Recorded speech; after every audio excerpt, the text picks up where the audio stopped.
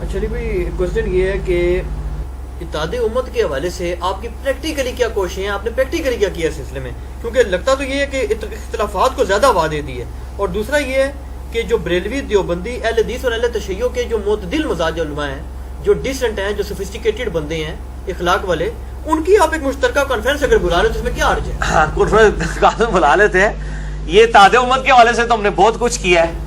Practical کیا کیا؟ جی practically یہ کیا ہے کہ اتحاد امت کے حوالے سے یہ کیا ہے کہ ہم نے جب ان کی بزرگوں کی غلطیاں ہائی لائٹ کی ہیں تو اب ماشاءاللہ بریلوی دیوبندیوں کے بزرگوں کا دفاع کر رہے ہیں.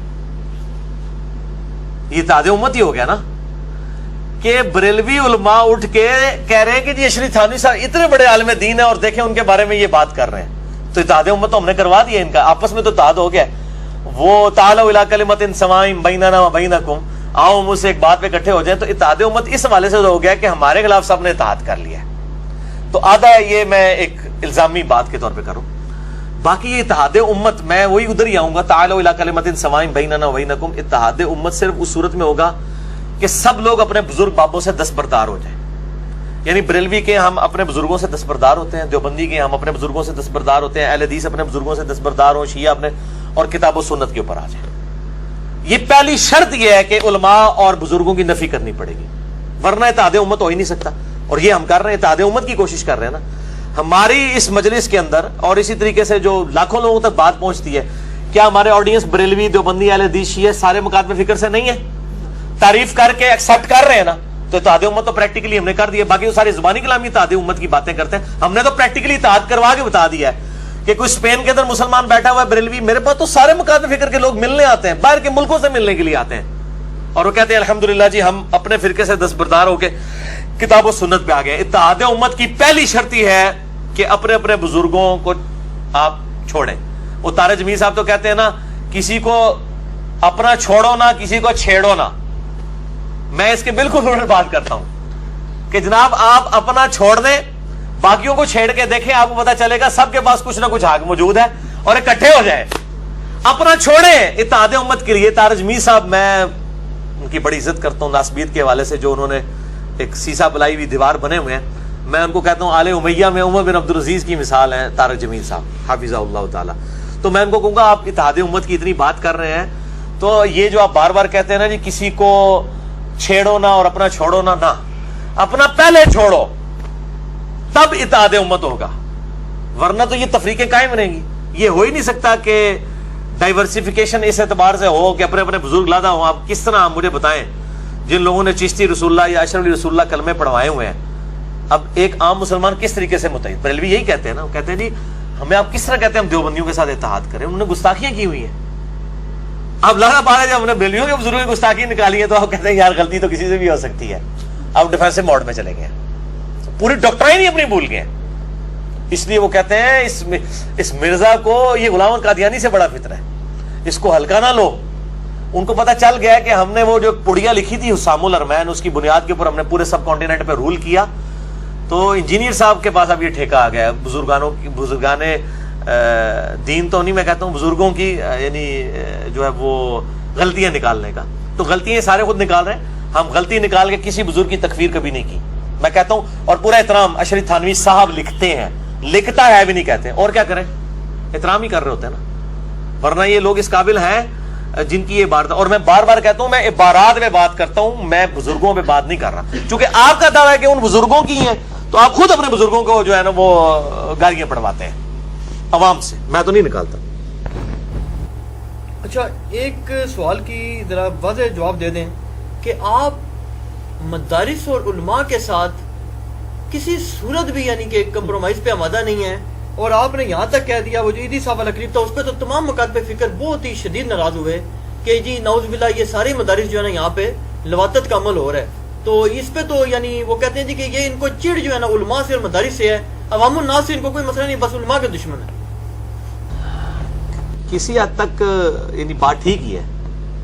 اس کی وجہ یہ ہے کہ جن لوگوں نے اس امت کے ساتھ ظلم کیا ہے ان کے ساتھ میری کوئی ذاتی دشمنی نہیں ہے.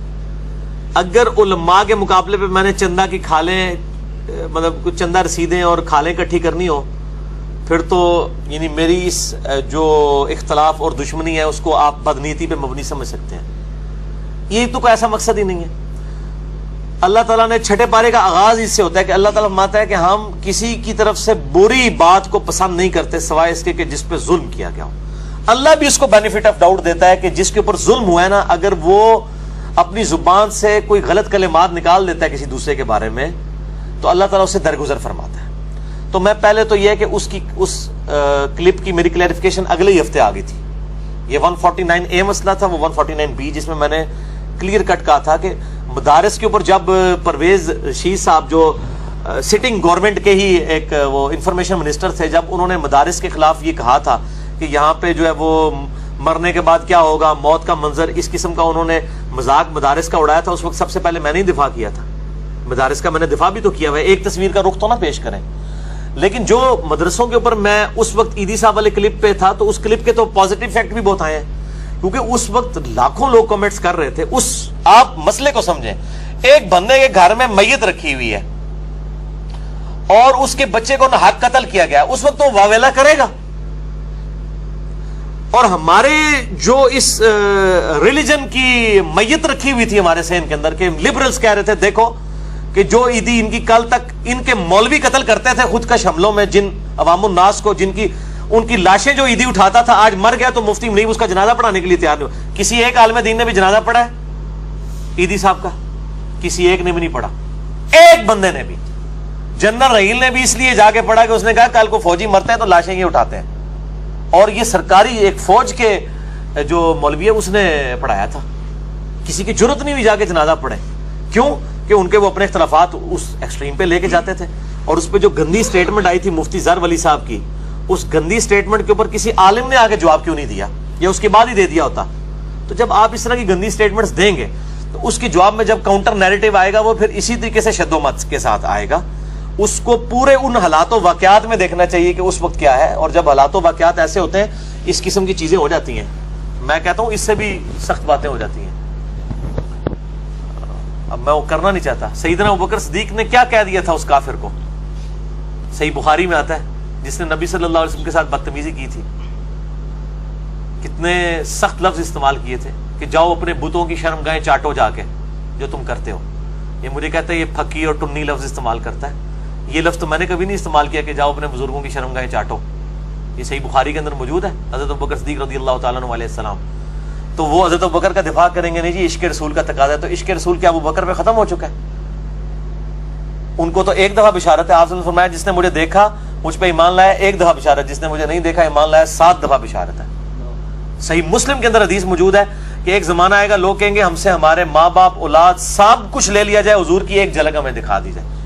ان بات کہنے والے لوگوں کی عشق رسول کی تو انڈورسمنٹ آپ صلی اللہ علیہ وآلہ وسلم نے کی ہوئی ہے. تو کیا ہمیں غصہ نہیں آتا جب نبی صلی اللہ علیہ وسلم کے دین کے اوپر کوئی حملہ کرتا ہے, آپ کی شخصیت کے اوپر کوئی حملہ کرتا ہے؟ تو ہمیں کہتے ہیں الفاظ استعمال کرتے ہیں. میں نے آج تک سیدنا ابوبکر کی اس لینگویج سے سادہ سخت لینگویج کبھی استعمال نہیں کی ہے. بتا دے کوئی چیلنج ہے, کبھی نہیں کیے. سیدنا عمر بات بات کے اوپر تلوار نکال لیتے تھے ایسے کر کے, یا رسول اللہ اجازت دیں اس منافق کا گلا کاٹ دوں. نبی علیہ السلام کی موجودگی میں آپ اپنی آواز بھی بلند نہیں کر سکتے, اور آپ کی مجلس میں ایک نبی ہے, اس کی مجلس میں ایک شخص اس کا صحابی اس کی محبت میں بار بار تلوار کھینچتا ہے, یہ تو خلاف ادب ہے. لیکن آپ سے صرف سیدنا عمر کی اس خلاف ادب معاملے کو بھی محبت کی وجہ سے انڈورس کر دیتے تھے کہ یہ میری محبت میں ہی کر رہا ہے, ورنہ یہ ہے کوئی ایٹیچیوڈ ٹھیک نہیں ہے, دنیا میں بھی سوفسٹیکیٹڈ دنیا میں ٹھیک نہیں ہے. تو میں نے, لوگ کہتے ہیں سخت ہے, میں سیدنا عمر سے بھی سخت نہیں ہوں. میں نے آج تک تلوار نہیں سونتی. میں تو کسی کو یوں بال بینڈ نہیں کبھی سامنے کیا کہ میں تیری آنکھ کاٹ دیں گا. اللہ کے بندو, میری سختی نہ سیدنا ابوبکر والی ہے نہ سیدنا عمر والی ہے. ہماری سب کی سب سختی علمی دلائل کے اوپر ہے اور ذاتی بھی نہیں ہے. نبی علیہ السلام کے مبارک زمانے میں صحابہ کے اوپر یہ کیفیات تھیں, تو یہ کیفیات قیامت تک رہیں گی. کوئی دین ختم تو نہیں ہو گیا ان کے اوپر. اب آپ کے اوپر آپ کا عشق رسول جعلی ہے کہ وہ دوسروں کے بزرگوں کے خلاف بھڑکتا ہے. اپنے بزرگوں کی فاش غلطیاں آ جائیں تو کہتے ہیں نہیں اجتہادی غلطی ہے, کتابیں ہی بدل گئی ہیں. لیکن الحمدللہ ہمارا سچا عشق ہے. بریلویوں کے بزرگ اگر غلط بات کریں گے ہم ان کی کتابوں پہ فتویٰ لگائیں گے, دیوبندیوں کریں گے ان کی کتابوں پہ لگائیں گے, اہل حدیث کہیں گے ان کی کتابوں پہ لگائیں گے. 1 نمبر عشق رسول شاہ جی ہونا چاہیے, یہ 2 نمبر نہیں, یہ 2 نمبر عشق رسول ہے انہوں. جب عشق بابا ورسز عشق رسول آتا ہے تو صلی اللہ علیہ وآلہ وسلم یہ بھول جاتے ہیں, یہ پھر اپنے بزرگوں کے پیچھے چلتے ہیں. تو میں بار بار بابوں کو کچھ نہیں کہہ رہا, میں یہ کہہ رہا ہوں ان کی کتابوں کو اور چھاپنے والوں کو, ان کو تو بند کروائے نا. یہ کہتے ہیں جی وہ جی ڈنمارک والوں نے کارٹون بنائے, ان کی مصنوعات کا بائیکاٹ. تو بھائی حشد بہی چھاپنے والے, چشتی رسول اللہ چھاپنے والے, کشف المجوب میں نبی علیہ السلام کا سکینڈل زید ابن حارثہ کی بیوی کے ساتھ لکھنے والے شبیر بردرز اور ضیاء القرآن پبلیکیشن, ان کی مصنوعات کا بائیکاٹ کیوں نہیں کر رہے ہیں بریلوی؟ کرنا چاہیے نا. اور کہیں جب تک یہ کتابیں چھاپنا بند نہیں کرتے یا اس پہ معافی نہیں مانگتے ان کی مصنوعات کا بائیکاٹ, کیونکہ یہ مولوی خود کھا رہے ہیں اس سے لے کے, اربوں روپے کا کاروبار ہے ان کا مارکیٹ کے اندر. تو یہ اپنی مصنوعات کا بائیکاٹ نہیں کرتے, گوروں کی مصنوعات کا بائیکاٹ کراتے ہیں جو گستاخانہ. بھائی کارٹون تو انہوں نے بنانے, وہ تو کافر ہے. تم مسلمان ہو کے نبی علیہ السلام کے بارے میں گستاخانہ باتیں لکھ رہے ہو اور ان کا کوئی بائیکاٹ نہیں کر رہے ہو. اور جو بولتا ہے ہم میں جوتیاں بھی مارتے ہیں, ہمارے رونے پہ پابندی لگاتے ہیں. تو ہم میرے بھائی بالکل اس دعوت حق سے پیچھے نہیں ہٹیں گے. المستدرک الحاکم میں صحیح سند کے ساتھ یہ حدیث ہے کہ سید الشہداء حمزہ ابن عبد المطلب ہے, یا پھر وہ شخص بھی سید الشہداء ہے جو جابر حکمران کے سامنے کلمہ حق بلند کرے حتیٰ کہ اسے قتل کر دیا جائے. تو الحمدللہ ان جابر حکمرانوں, جابر علماء کے سامنے ہم کلمہ حق بلند کر رہے ہیں, چاہے ان کو برا لگے. اور باقی زندگی موت تو اللہ کے ہاتھ میں. اور باقی رہا کہ جی علماء کے ساتھ کوئی ذاتی دشمنی نہیں, میں تیار ہوں. علماء صرف ایک کام کریں جناب, مہربانی کر کے اپنی اپنی چیزوں سے دستبردار ہوں. اور انجینئر صاحب کہیں آئے کتاب و سنت پہ اکٹھے ہو جاتے ہیں. یہ کہتے ہیں ہمارے بزرگوں کو کچھ نہ کہیں. حنیف قریشی صاحب نے مجھے فون کیا, میں ان کی بڑی عزت کرتا ہوں, اور کیونکہ انہوں نے مجھ سے پرسنلی فون پہ معافی مانگی ہے. مجھے جیلم شہر میں وہ قادیانی کہہ کے گئے تھے, اور کہتے ہیں جن سٹوڈنٹس نے مجھ سے یہ باتیں کہلوائی تھی, اب آج وہی سٹوڈنٹس آپ کے کلپس محرم کے اندر مجھے شیئر کرا رہے ہوتے ہیں سیدنا حسین کی محبت میں. تو میں حنیف قریشی صاحب کا بڑا اس اعتبار سے احترام کرتا ہوں جو ناسبیت اور یزیدیت کے خلاف ان کا کام ہے. باقی جو ان کا کتاب و سنت کے منہج کے خلاف, وہ میرے ان کے خلاف کلپ موجود ہیں. انہوں نے باقاعدہ فون پہ مجھے کہا کہ انجینئر صاحب ہم آپ کی ساری باتیں ماننے کے لیے تیار ہیں, آپ ایک مہربانی کریں ہمارے بزرگوں کو کچھ نہ کہا کریں. انہوں نے کہا ہم بزرگوں کے کلمات کو بھی کفریہ سمجھتے ہیں, لیکن وہ شطحیات تھیں, ان کو بینیفٹ آف ڈاؤٹ تھے, یہ وہ مانتے ہیں کفریات ہیں. تو یار میری محبت رسول کا آپ کوئی احترام نہیں کرتے. قرآن میں لا تقولوا راعنا قولوا انظرنا وقولوا انظرنا, رائنا بھی مت کہو, انظرنا کہو. یا رسول اللہ ہم پہ نظر کرم فرمائے. یہودی اس کو بگاڑتے تھے, رائنا اے ہمارے چرواہے. صحابہ بگاڑتے بھی نہیں تھے, تب بھی اللہ نے کہا تم یہ لفظ ہی چھوڑ دو. یار آپ کے بزرگ گستاخیاں کریں, آپ بیک فٹ پہ کیوں نہیں جاتے؟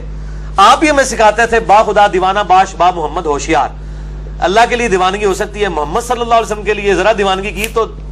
اور پھر باجید بستامی کا جب اقوال ہم دکھاتے ہیں, وہ کہتے ہیں لواء اعظم من لواء محمد, میرا جھنڈا محمد کے جھنڈے سے بڑا ہوگا قیامت والے دن. تو یہ کہتے ہیں نہیں, وہ اتنے بڑے عاشق رسول تھے, انہوں نے یہ بات کہی ہے, اس کا مطلب کچھ اور ہے. وہ یہ بھی نہیں کہتے یہ غلط منسوب ہے, کہتے ہیں صحیح ہے انہوں نے کہی ہے, لیکن اس کا مطلب یہ ہے, وہ کہتے ہیں کہ جی اصل میں ان کے منہ سے اللہ بول رہا تھا, تو اللہ کا جھنڈا تو محمد کے جھنڈے سے بڑا ہی ہوگا. بھائی اللہ کا جھنڈا تو خود محمد صلی اللہ علیہ وسلم کے ہاتھ میں ہوگا. یہ کوئی دو جھنڈے کے آمدن ہونے, ایک اللہ, یہ تعویل کرتے ہیں. آپ حیران ہو گئے. یہ نہیں کہتے کہ یہ ان کی طرف غلط منسوب ہے, کہتے ہیں بالکل ٹھیک کہا انہوں نے, لیکن اصل میں ان کے منہ سے اللہ بول رہا تھا, تو اللہ تو کہہ سکتا ہے کہ میرا جھنڈا محمد کے جھنڈے سے بڑا ہے. یار اللہ نے بولنا تھا تو اپنے نبی کے منہ سے بولتا, ابو بکر عمر عثمان و علی کے منہ سے بولتا. تو بابیا نے منہ تو بولنا سی.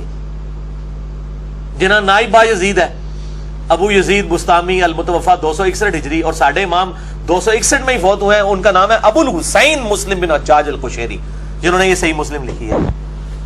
ہم تو کہتے ہیں کہ وہ امام جعفر کے شاگرد ہو کے اپنے بیٹے کا نام یزید رکھ رہے ہیں.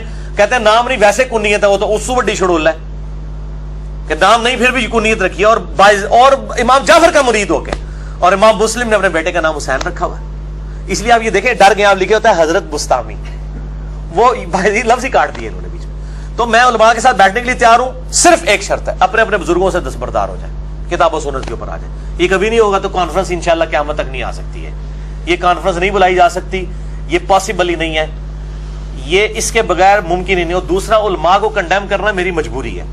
اب مجھے بتائیے, اہل تشیع تک اہل سنت کی بات پہنچانے کے لیے یہ آپ کی مجبوری ہے کہ آپ یزید کو کنڈیم کریں, جو کہ اہل سنت کے محدثین بھی کرتے ہیں, تاکہ ان کے دل میں نرم گوشہ پیدا ہو. ہماری آڈینس وہ نوجوان طبقہ ہے جو دین سے, علماء سے متنفر ہے. ہماری یہ مجبوری ہے کہ ہم علماء کی غلطیوں کو ہائی لائٹ کریں, تاکہ وہ نوجوان طبقہ جو علماء سے متنفر ہے اس کو یقین آ جائے کہ یار یہ مولویوں کے خلاف ہے بندہ, یہ داڑھی پگڑی سب کچھ سنت کے مطابق کرتا شلوار پہن کے بھی یہ علماء کے خلاف ہے, یہ دین کی دعوت لے کے واقعی دین یہ ہے. کئی لبرلز ہیں جو ہمارے لیکچر سن کے اسلام کی طرف ہیں, کئی ایتھیسٹ ہیں, بالکل دین سے برگشتہ لوگ تھے, علماء کی وجہ سے متنفر ہو چکے تھے دین سے, علماء کے کردار کی وجہ سے وہ الحمدللہ واپس آئے, اس لیے کہ یار انجینئر صاحب بات صحیح کرتے ہیں. تو علماء کو کنڈیم کرنا ہماری اس اعتبار سے مجبوری ہو جاتی ہے. بل یہ کانفرنس شاید تسی بلا سکتے ہو, اسی کانفرنس احمد کو نہیں بلا سکتے, سانو معاف رکھو جی. نہ نو من تیل ہوئے گا نہ رادہ ناچے گی, ٹھیک ہے جی. یہ ہو ہی نہیں سکتا کہ یہ اپنے بزرگوں سے دستبردار ہو, تو یہ کانفرنس کبھی نہیں بلائی جا سکتی. ہاں عوام الناس کی کانفرنس بلائی جا سکتی ہے, وہ ہے الحمدللہ آن لائن پوری دنیا میں لوگ دیکھیں, یہ بھی ویڈیو ریکارڈ ہونی ہے, آپ دیکھیں ہزاروں لوگوں تک یہ بات پہنچے گی انشاءاللہ. علم کے میدان میں جذبات کی کوئی حیثیت نہیں ہوتی. یہ آپ نے جملہ غامدی صاحب سے لیا ہوا ہے, مستار لیا ہوا ہے, اور بڑا مشہور ہوا ہے آپ کا جملہ یہ.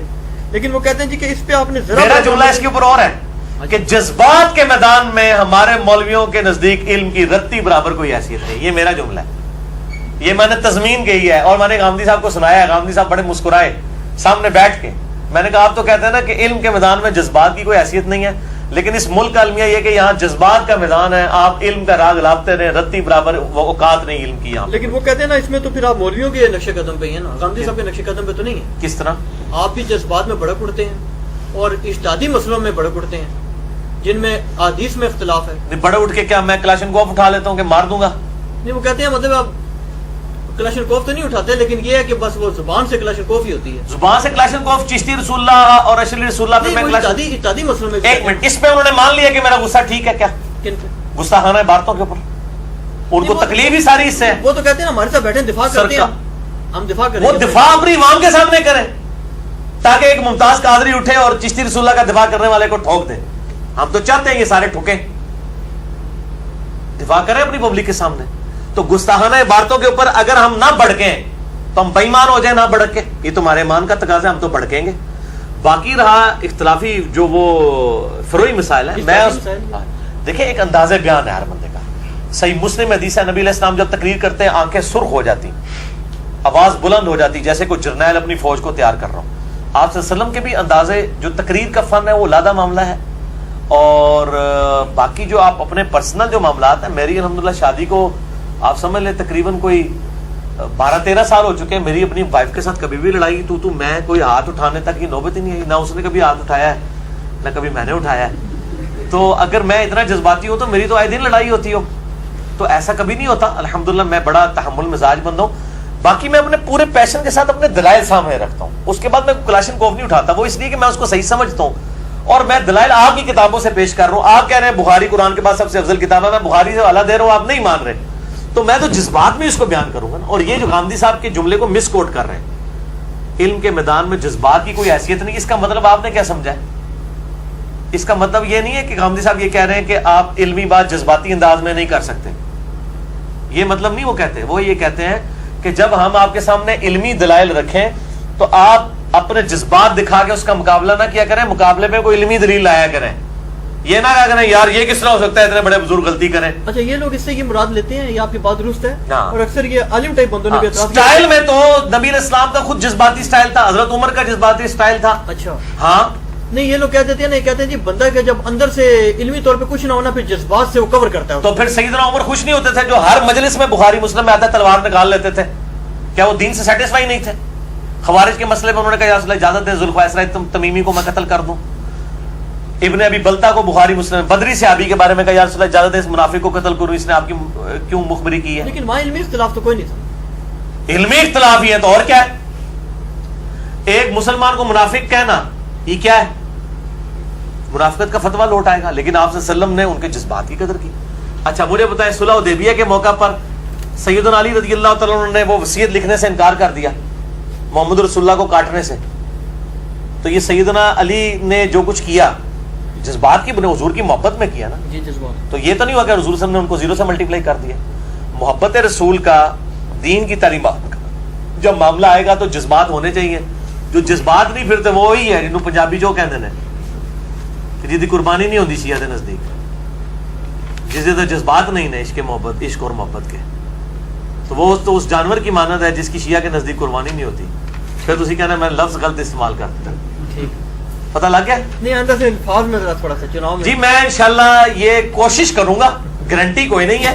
اس کی وجہ یہ ہے کہ مجھے منوانے کے لیے لوگوں کو شرعی دلیل دینی پڑے گی کہ میرے الفاظ کتاب و سنت کے خلاف ہیں. باقی جو نبی علیہ السلام کے اخلاق کی بات کرتے ہیں نا, تو اگر یہ سیدنا عمر رضی اللہ تعالیٰ عنہ کے اخلاق کو یہ کہہ دیں کہ حضرت عمر بد اخلاق انسان تھے, نعوذ باللہ, تو میں بھی اپنے آپ کو بد اخلاق ماننے کے لیے تیار ہوں. میں تو ان سے بہت کم معاملہ کرتا ہوں. وہ تو تلوار نکال لیا کرتے تھے, کتنے صحابہ کی انہوں نے پھینٹی لگائی ہے، تو ان کو تو یہ کہتے ہیں نہیں جی وہ تو ان کا عشق رسول تھا، تو عشق رسول ختم تو نہیں ہو گیا؟ ہمیں بھی تو غصہ آتا ہے. میں کہتا ہوں چشتی رسول اللہ میں نے تو علمی اختلاف دیا، حضرت عمر ہوتے تھے جا کے شبیر بردر دی جناب دکان میں آگ لا چھڑ دیں. میں صحیح بتا رہا ہوں آپ کو، جنہوں نے کتاب عائشہ بھائی چھاپی ہے نا، ان کے عائشہ بھائی کی دکان کو ابھی تک آگ لگ چکی ہوتی ہے اگر حضرت عمر ہوتے. تو میں تو بہت نرم ہوں حضرت عمر کی نسبت سے. تو کچھ چیزیں میری نیچر میں ہیں، وہ میں اس سے باہر نہیں نکل سکتا، لیکن گارنٹی یہ ہے کہ ان کے بزرگ تو لوگ کہتے ہیں شیطان، حرامی اور پتہ نہیں کیا کچھ گندے گندے لفظ، میں نے کبھی الفاظ استعمال نہیں کیے. تو مجھے تو یہ لوگ تو مجھے تو اخلاقیات کا درس ہی نہ دیں، ان کے تو اپنے اخلاق بہت گرے ہوئے ہیں. میرے الحمدللہ جتنا کچھ بھی ہے کتاب و سنت کے فتوے کے اندر کوئی ایسی چیز نہیں جس کے اوپر شریک نہیں تو الحمدللہ ہے. شاہ جی ختم؟ ٹھیک ہے. اور کوئی سوال کی تو دماغ ادھر نہیں رہ گیا؟ اگر کسی اور کا نہیں اس سے ریلیٹڈ ہاں وہ بعد میں ہم ڈسکس کر لیتے ہیں. اللہ تعالیٰ سے دعا ہے جو حق بات میں نے کہی اللہ تعالیٰ ہمارے دلوں میں راسخ فرمائے. اگر جس بات میں میرے منہ سے کوئی غلط بات نکل گئی تو اللہ تعالیٰ ہمارے دلوں سے معاف کر دے. اور آج تک جو بھی غلط کلمات میرے منہ سے نکلے جو لوگوں کی ڈاکٹرائن میں غلط ہیں یا اللہ تعالیٰ کے نزدیک غلط ہے، اللہ تعالیٰ ہمارے دلوں سے معاف کرے اور آدمی احتیاط کرنے کی توفیق عطا فرمائے. سبحانک اللہم وبحمدک اشہد ان لا الہ الا انت استغفرک واتوب الیک وما علینا الا البلاغ المبین. جزاکم اللہ خیرا.